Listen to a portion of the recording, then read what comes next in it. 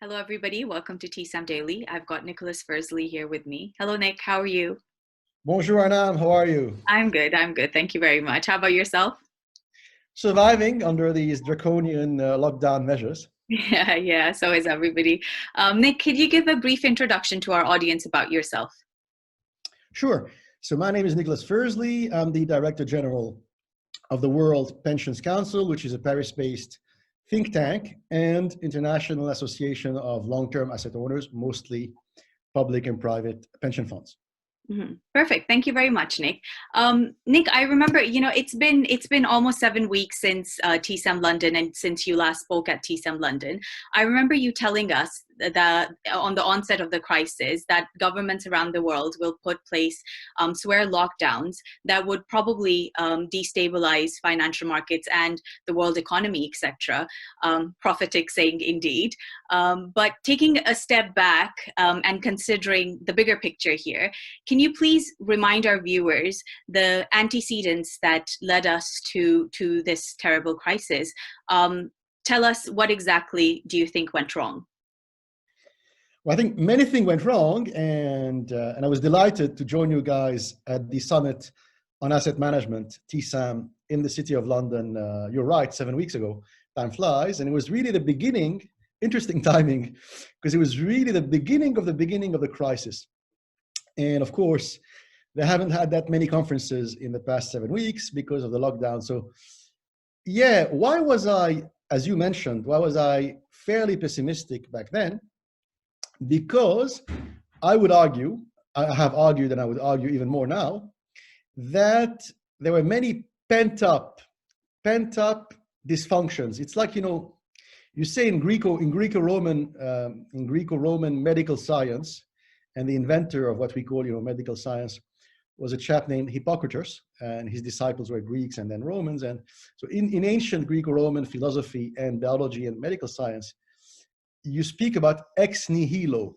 So what does it mean? So ex nihilo is when a microbe or a virus or a germ appears out of nowhere, ex nihilo. Mm-hmm.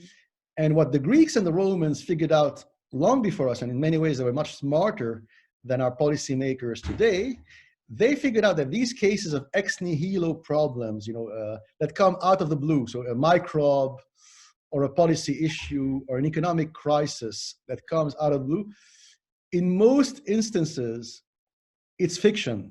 In the real world of biology or physics or economics, it rarely happens, this ex nihilo thing. So what the Greeks and the Romans teach us is that in most instances, the illness is there in a subdued way earlier. Mm-hmm. And I think that's what happened with the so-called, coronavirus recession. We had many problems earlier, and I think we didn't realize that they were there. And so what happened, in my opinion, is that we had these pent-up issues. So you may call them, pent-up problems, pent-up microbes, whatever, mm-hmm. that were there in the economy, within financial markets, within the way corporations and governments operate.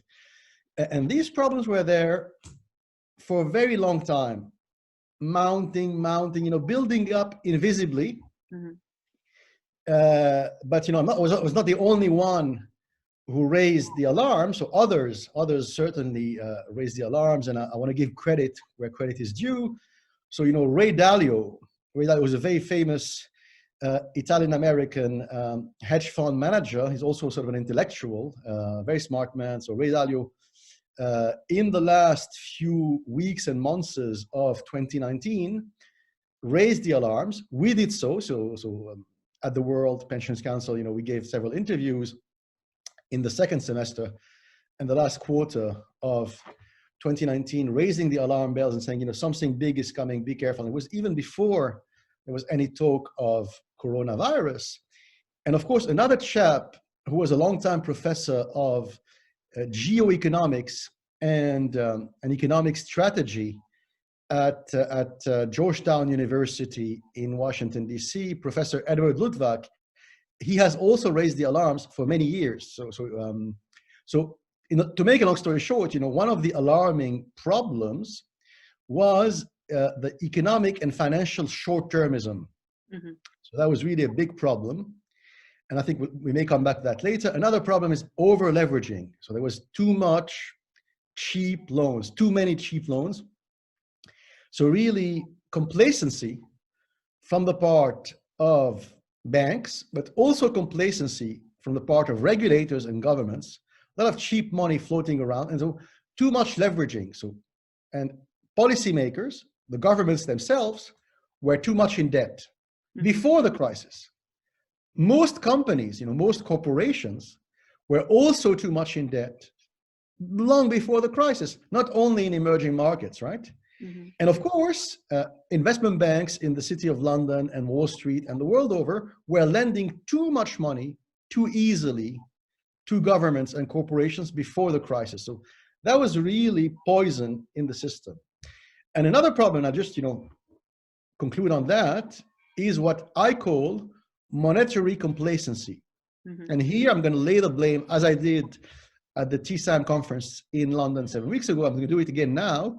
I'm going to lay the blame squarely at the doorstep of central bankers Mhm. and the governors of central banks, whose independence is becoming now more and more fictional, but it was already the case before the crisis. So they're not doing their job. And that's a big, big problem. And so what does it mean, monetary complacency?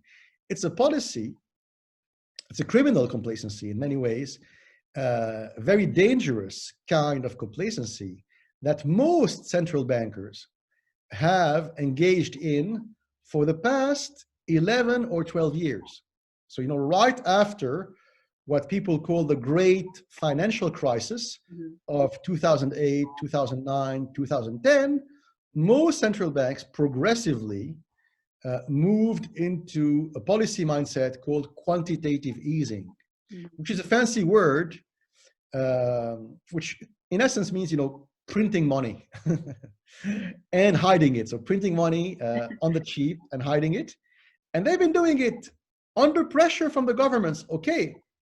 So I'm not saying it's only the fault of these poor central bankers, but still, they've been engaging in these highly dangerous quantitative easing policies. Mhm. So what does it mean? Keeping interest rates at artificially low levels for abnormally long periods of times. So you really keep them very low, artificially low, for abnormally long periods of time. So what was supposed to be a policy fix to resolve the great financial crisis of 10, 11, 12 years ago became a drug, basically. And the whole economic system became hooked up on that very dangerous, toxic drug. And, the economic situation in Britain and America improved from 2012 onward.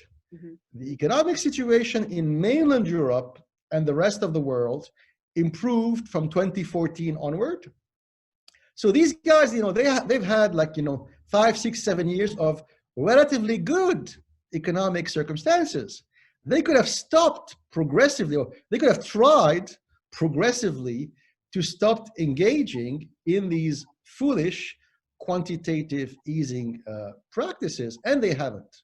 And now we're paying a big, big price for that, sadly.